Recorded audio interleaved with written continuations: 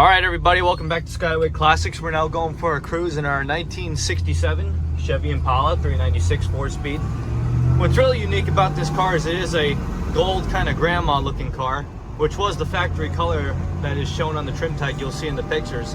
This one also comes with factory AC, and of course it has its original features, the original gauges, original wheel, little aftermarket 90s style radio.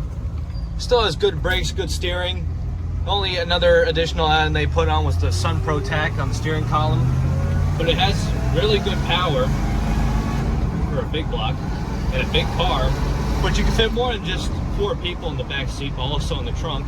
Not being literal, but she feels real good. What? She feels real good. Yeah, that's great. All right, but now we're gonna get her turned around, get her on the lift, show you how solid the underneath is. We hope to see you there.